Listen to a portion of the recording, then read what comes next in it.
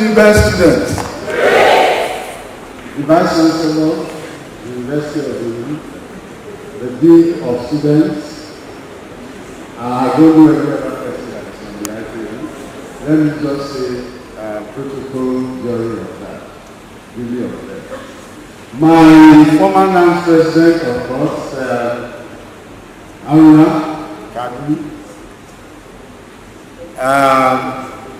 my director of finance, Dr. Clement Ekato, my director, South, Edo South, engineer Benjamin Egiari, and other people that came with me. Great Uniben, greatest of the greatest of the greatest of the greatest.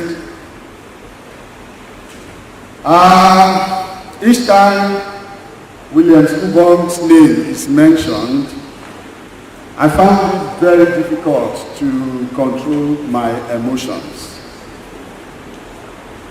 because it looks like the memory at the old cafeteria comes back fresh and alive at that moment.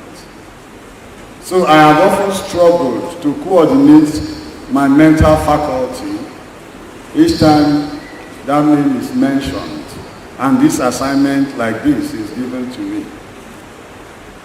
But I'll try as much as I can so that with clarity of mind, I will be able to do a concise and precise justice by scissoring into the episodes a chain reaction of events that culminated in the death of a young petroleum engineering student who attempted, like some of us, like some of you, to learn something extra beyond petroleum engineering, which was leadership at that contemporary time. Ubong was a 300 level student who was elected alongside with me and other members of the Student Senior Government in 1996.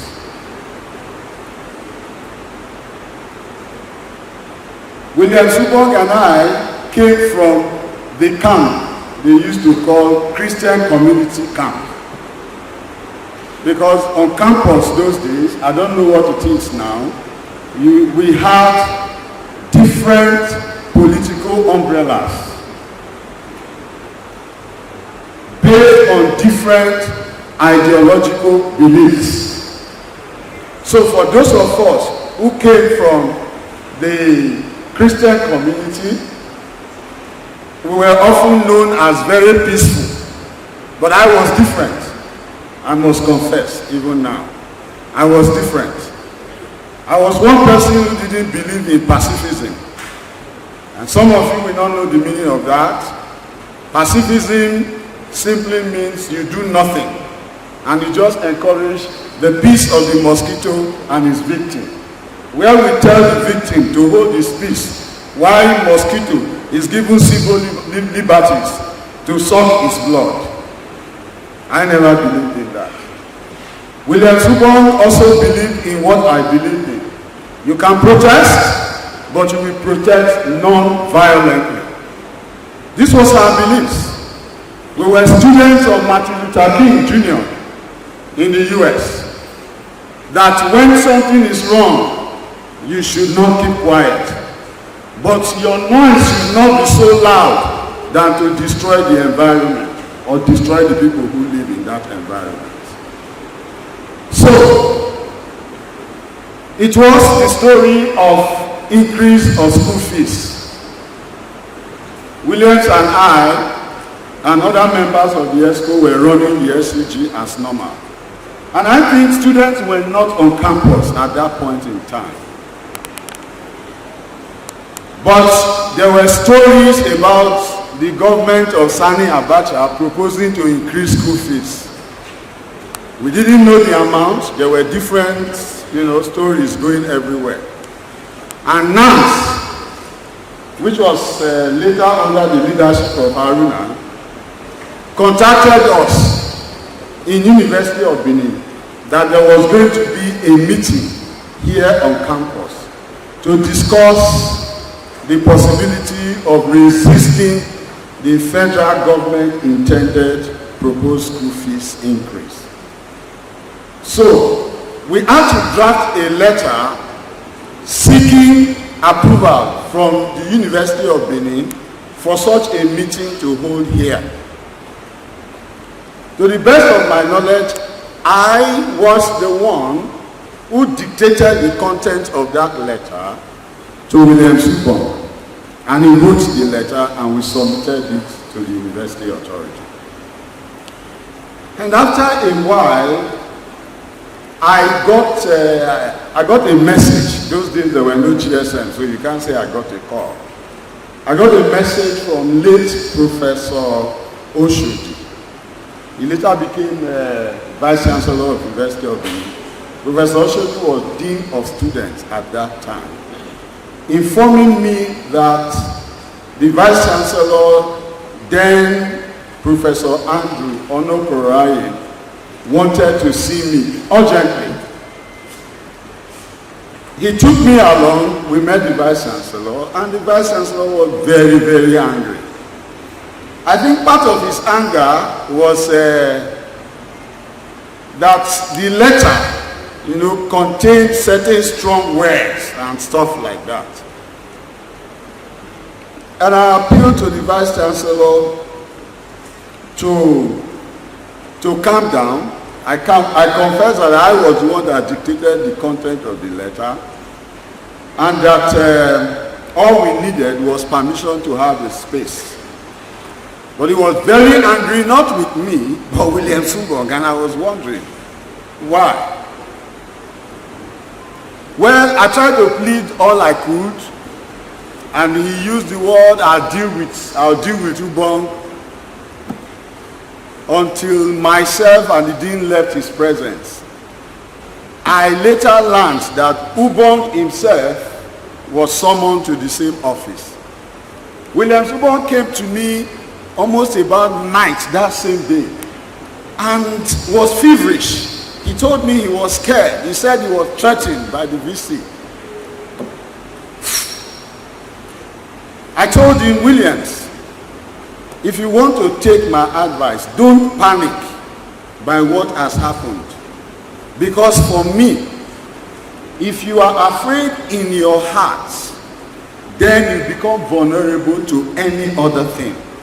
This was the advice I gave to Williams. He left. The following day, we went to have the meeting at the old cafeteria.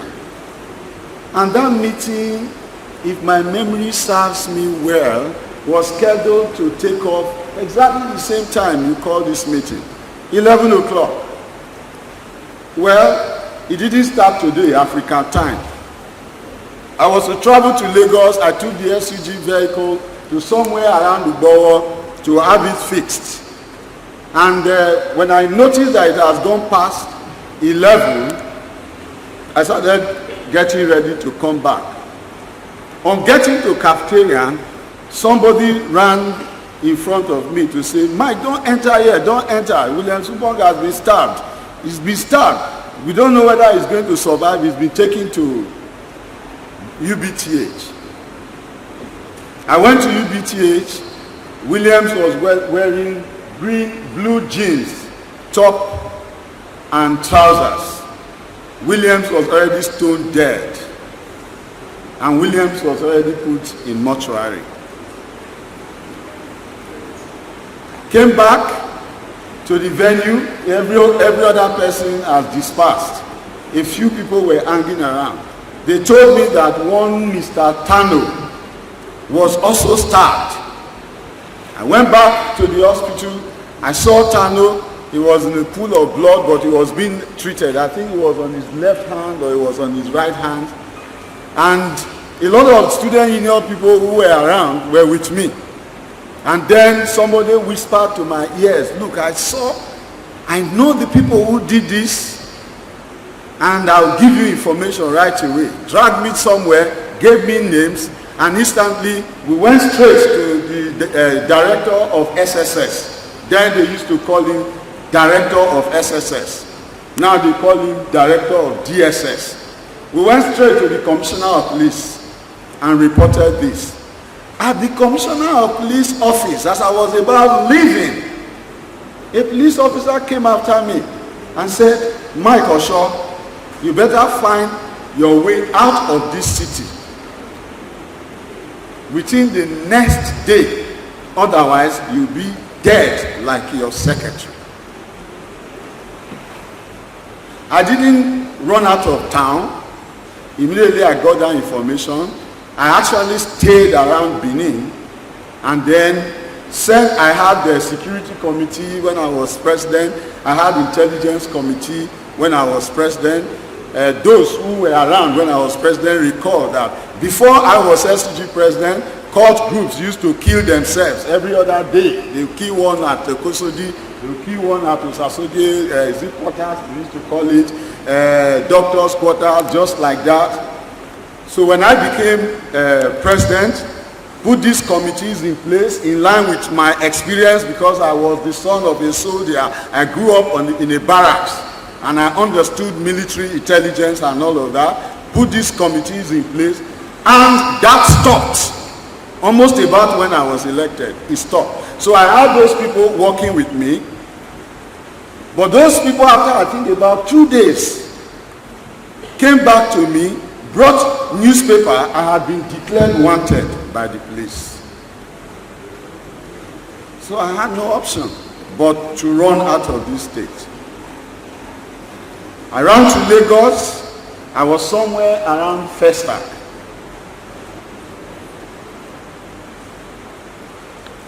I was there, I can't remember for how long, when somebody came to me to inform me that, Mike, you need to leave Lagos now. I left Lagos and ran to the now president. His name, you remember, is Ubong Jordan. Ubong Jordan is a professor of cyber security right now in the United States of America. Ubong Jordan saw me panting. He was like, Mike, what's the problem? And I said, he had already read the pages of newspapers. He was looking for how to get where I was. He didn't know how to locate me. Ubong Jordan took me straight to Sokoto to hide me in Sultan of Sokoto's palace with this then son of the Sultan called Mohammed. I never met him after staying there for 1 month plus. I later reconnected with late Mike Ahigbe. Mike Ahigbe, when I met him, was the one that gave me assurance to come back. He told me I was going to be arrested, but I should go back. I was not going to be killed anymore. So I came back. At main gate there, I was picked up by the police and taken to State CID. I was locked up in State CID for 2 weeks. I was pushed under a place where it was all urine for 2 weeks before I was taken to magistrate court. At the magistrate court, I was sent to Benin prison. I cried every day. I wondered how we should live in a society when young people who find courage to stand up to ask questions in their generation could be turned around to be made victims of their generation. That was how I spent 7 months in Benin prison. In Benin prison, I found that our society was even more rotten than I had thought. I remember the story of a young man. His name is Uyi told me he had been in prison several months. He never committed any crime. His father's house was burgled, and then the police wanted money from his parents. They did not have money to give to them. And he was picked up by the police with the allegation that he led thieves to come and rob his own family. Uyi was not a criminal when he got to the prison custody. But Uyi was certainly now trained as a criminal. The day he would leave that prison, he would be an hardened criminal. That was why for 3 months out of the 7 months I spent there, I planned a coup inside Benin prison to change the leadership of that prison at the risk of my life. Because if those armed robbers found out what I was doing, then they would have strangled me to death. I did not take over because the prisoners will not even be able to understand my English. But at the success of my coup, if you remember failed banks, is it failed bank tribunal they called it, in Abacha's time, some people were sentenced to prison. So some of them were with me in the cell. I took one of them to be the head of the prison leadership. Because in that environment, every evening they taught people evil. They taught young people how to steal. They taught young people how to carry out all sorts of crimes. I was wondering if this is the society that God has given birth to some of us to live in. After 7 months in prison, my lawyers were able to secure my bail. And I went to GRA to stay with one of my uncles.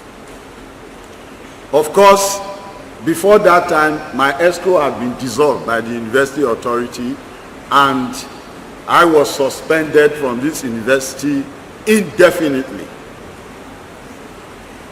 I was written by the then Vice Chancellor, alleging that Williams Ubong was killed as a result of internal wrangling within the union. And that was why some years ago, when Loretta, I think, was the S.U.G President, and she came to me and she wanted me to write the story of how Ubong died. I told her I was not writing any story. If the Vice Chancellor then wrote a book, and now I write a book, it will look like it is my words versus his own words. So I told her, S.U.G should go and write the book after investigating all that has happened. Because for me, I did not only suffer in detention, I was actually tried in a court of law, in a court of competent jurisdiction in this Benin city. In fact, I would not have been discharged and acquitted in that case had Abacha not died. Because Abacha died just about 2 to 3 days. My case was called in court. By late, is it late or is he still alive? Justice Cromwell Idahosa. Is he still alive? No, he's a great man.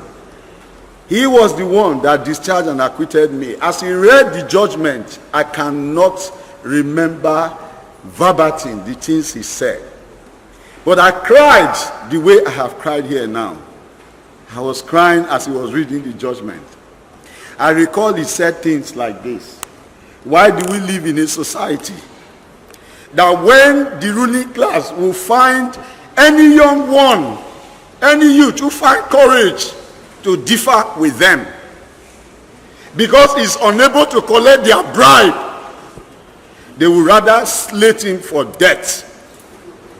They know that when the courageous ones are murdered and killed, the rest people will remain slaves forever.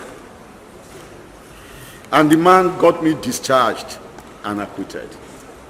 And there is a judgment on it. I have to add this part of the story to it because the book that was written had since given impression to a school of thought that Williams Ubong, an innocent, young, aspiring leader who probably today would have been the governor of his own state, life was snuffed out of him. simply because his generation found a leadership that had the courage not to look at what was happening at that time, but to look into the future. And before I drop the microphone, I want to inform you that I'll be running for governor of Edo State.